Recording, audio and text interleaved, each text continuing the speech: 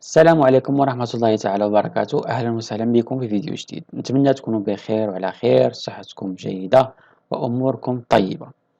في هذا الفيديو هذا نهضروا مجددا على موضوع سرقة التراث أو السطو على التراث، ولكن هذه المرة من منظور تونسي.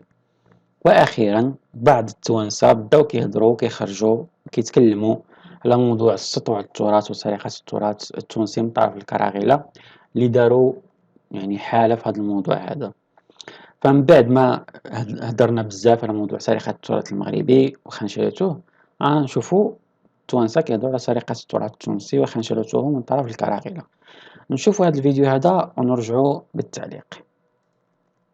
بما أنه سيادته اختار العناية بالآثار والمحافظة على التراث على حساب إصلاح الإدارة التونسية وإنقاذ ما يمكن إنقاذه المؤسسات والشركات الوطنية، وخاصة توفير الحاجات الأساسية والمواد الأولية للمواطنين التوانسة بما يضمن لهم كرامتهم، نحب الحقيقة نستغل فرصة لفتة الكريمة للآثار والتراث باش نسأل ولا نتساءل زعما في باله سيادته بمحاولات الجارة الغير شقيقة لانتزاعها وافتكاكها بكل التراث التونسي. زعما في باله أنه الجارة غير شقيقة عاملة ماكينة إعلامية ضخمة وعنكبوتية للغورة على التراث التونسي الأصيل.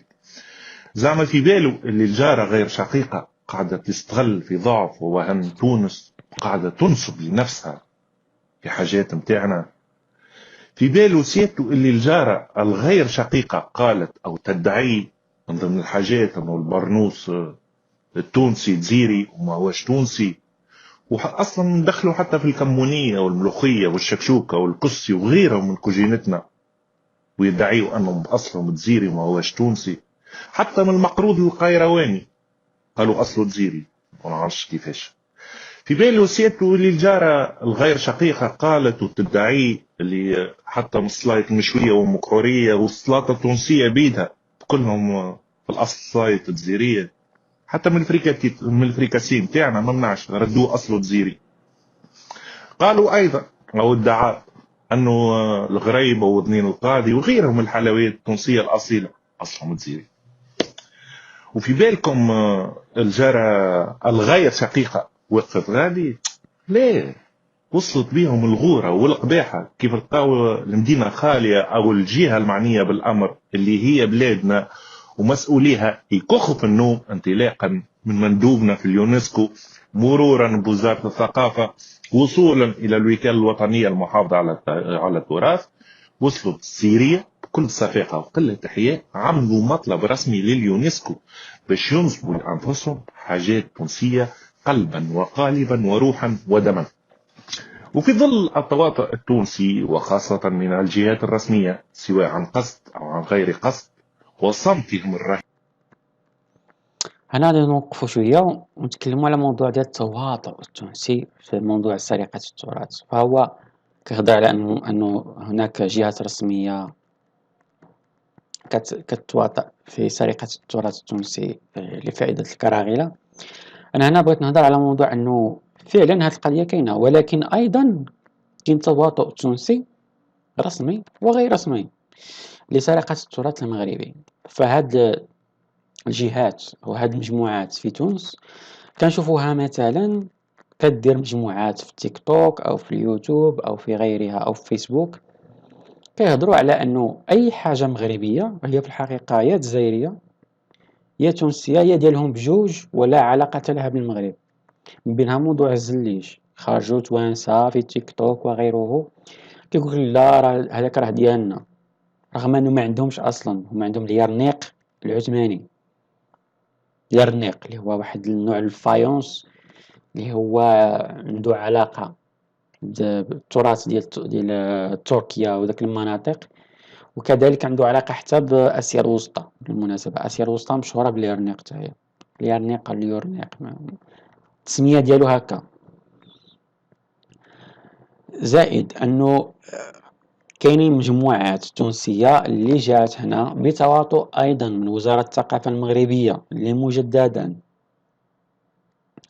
عينا كنقولوا لوزير الثقافة سير ودي بعدنا عطينا ابتساع، أودي سير يا دير خدمتك يا بعدنا، لا حياة لمن تنادي.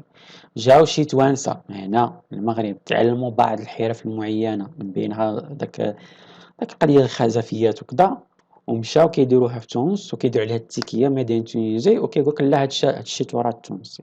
من بين هاد الأمور هادي الطاجين دابا كيتصاوب في تونس، كاين واحد النوع ديال الطاجين كيتصاوب في تونس كيقولك لا هذا طاجين تونسي لا علاقة له بالمغرب، رغم أنه الطاجين نفسه راه مسجل بأنه مغربي، وهو أصلا بالوثائق والتاريخ تراث مغربي لا علاقة له لا بتونس ولا بالجزائر ولا بتا شي واحد آخر. لكن ماشيين بعض التوانسة ماشيين في هاد قضية الخنشالة ديال التراث المغربي ونسبه يا إما لتونس يا إما الجزائر، خدامين في هذا الموضوع هذا، وحتى رسميا راه هادشي خدامين فيه، انه خدامين كيحاولوا ما امكن انهم يعني يستجلبوا بعض الامور اللي هي مغربيه خالصه، ويحاولوا يلصقوا عليها التيكي ديال تونس. هذا راه جاري به العمل، وراه لاحظناه في كذا محطه. فتواطؤ الجهات التونسيه رسميا وغير رسميا هذا كيدل على انه الدولة التونسية نفسها قد انهارت، ما بقاتش.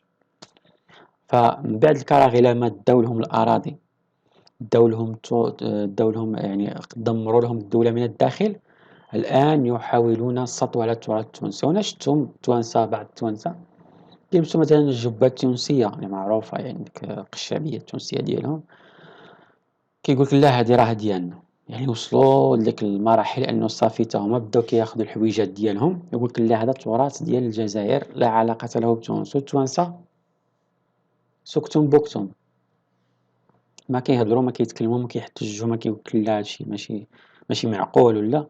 بل انه بعضهم كيخرجوا في التيك توك وغيره كيسبوا في المغاربة. فانت تراثك وتاريخك وثقافتك تسرق من طرف الكراغيلة، لكن في نفس الوقت كنشوفوا شي توانسة يعني صراحة كيخرجوا يعني كيتحالفوا مع الكراغيلة ضد المغاربة، رغم أن عدو تونس وعدو المغرب هو واحد. يعني نورمالمون العدو واحد، هو البقايا تاع الاحتلال الفرنسي في الجزائر. والجزائر اللي خدات أراضي تونسية وأراضي ليبية وأراضي مغربية وأراضي مالية، وكونت بها هذه المساحة اللي كيفتخروا بأنها قارة، وهي المقارة الأزمر. واش كاين شي قارة عندها إطلالة بحرية وحيدة؟ عمري شفت أنا هاد القارة هادي بإطلالة بحرية وحيدة. فالموضوع يعني شائك ومتشعب. لكن هنا أنا كنتمنى على الناس الواعية، الناس المثقفة، الناس اللي كتخاف على بلادها في تونس، أن يصحوا، أن يصحوا ويضربوا الفقيد في راسهم، ويبديو على الأقل يدافعوا على تراثهم وهويتهم من الضياع. لأن خنشلة التراث المغربي ونسبه لتونس بشكل مستمر راه غادي يؤدي لداكشي اللي هضرت عليه في اللايف اللي سبق، اللايف السابق اللي درتو على موضوع مغاربة الجزائر، غادي يتم مغاربة تونس حتى هي. لأن حتى داكشي اللي غادي اللي كتاخدو اللي غادي تاخدو أصلا مسجل باسم المغرب. تاني حاجة راه تاريخيا ملي كنرجعو للتاريخ الوثائق يعني داكشي في الأثر كتلقى كلشي مغربي. الوثائق يعني في نهاية الأمر فاش يعني تتداول الأجيال ويبداو يورثوا داكشي، راه في نهاية الأمر راه كلشي مسجل، كلشي مماركي، كلشي مصاوب. فنتمنى أنو التوانسة يلحقوا ما يقدروا يلحقوا يعني ينقذوا هويتهم وتراثهم وحتى دولتهم. واخا الأمر يعني بالنسبة لي أنا تروطار مشات، بالنسبة لي أنا اللي كنشوفو. لكن من المهم أنه الأصوات بحال هذه تنتشر ويتم دعمها، وأنه يكون واحد الصوت مضاد للخنشلة الكرغولية ومحاولة سرقة التراث ديال الجيران ديال الكرغولية. هذا مهم جدا. المهم نكملوا الفيديو ونرجعوا. رهيب. والمحير اتجاه سرقة إرثنا كمواطن تونسي. نحب نقول لك أخي تزيري، أختي تزيرية، ما قال لكم حد وقت التوانسة اليبوك يتلحفوا بالبرنوس وياكلوا في السلايط المشوية والتونسية ويفطروا في الكمونية ويحليوا بكعيبة مقروض؟ وقتها أخي تزيري أختي تزيرية ما كانش أصلا حاجة اسمها الجزائر جملة. أخي تزيري أختي تزيرية، هل تساءلت ذات يوم إن كانت هناك أمة جزائرية قبل الاستعمار الفرنسي أم لا؟ ابحث عن الإجابة بنفسك، وحينها ستفهم أن حكامك يريدون السطو على التراث التونسي وصناعة إرث لم ولن يكون يوما جزائريا، لأنه سيبقى دائما وأبدا تونسيا. السلام. هذه هي الخلاصة، أنه لم تكن هنالك أمة أو هوية جزائرية من قبل. لا يوجد أصلا هنالك تاريخ لها الدولة هذه، وأنها يعني دولة مستحدثة من طرف فرنسا، والهدف ديالها واضح جدا من البداية ديالها 62 إلى يومنا هذا، عبارة عن سرطان في شمال إفريقيا.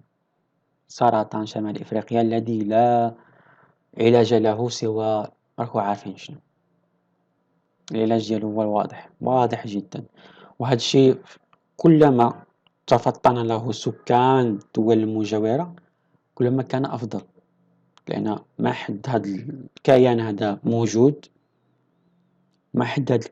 موجود، ومستمر وخدام على الأجندة الفرنسية، ما حد المشاكل مستمرة، وما حد تأخر وتخلف ينتشر في هذه المنطقة.